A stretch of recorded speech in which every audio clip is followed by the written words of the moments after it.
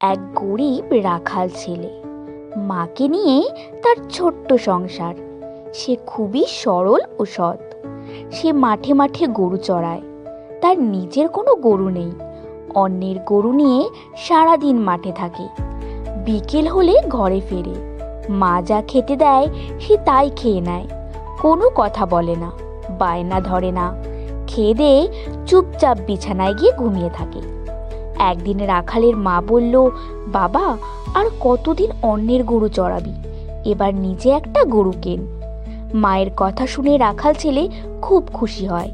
খুশি হয়ে রাখাল তার মাকে বলল, বেশ, তুমি যখন গরু কিনতে বলেছ, আমাকে গরু কিনতেই হবে। ছেলের কথায় মাও খুশি হলো।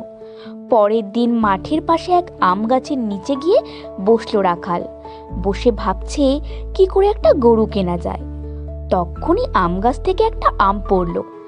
রাখাল আমটা কুড়ালো। ওর ভীষণ খিদেও পেয়েছিল, তাই আমটা খেতে চাইলো। রাখাল মুখের কাছে তুলে ধরলো আমটায় কামড় বসালো। আমটা ছিল খুব টক, তাই এক কামড় খেয়েই রাখাল আমটা ফেলে দিল। এই দেখে আম গাছটা কষ্ট পেল। বলল, রাখাল, আমার আমটা ফেলিস না, খেয়ে নে। আম গাছের কথায় রাখাল ফের আমটা হাতে নিল। রাখাল বলল, তোমার গাছের আম খুব টক, খাওয়া যায় না। আম গাছ বলল, তা আমি জানি, তুই আমার আমটা খা, তোকে অনেক হিরে মুক্তা দেব। আম গাছের কথা রাখালের বিশ্বাস হলো। সে টক আমটা খেলো, খেয়ে বলল, এবার আমাকে হিরে দাও, মুক্তা দাও। আম গাছ বলল, আমার ডান পাশটার মাটি খুঁড়ে দেখ, 7টা সোনার কলস দেখতে পাবি। কলসগুলো হিরে মুক্তোয় ভরা। রাখাল ছেলে আম গাছের ডানে খুঁড়ল, খুঁড়ে সত্যি সত্যি বড় বড় 7টি কলস পেল।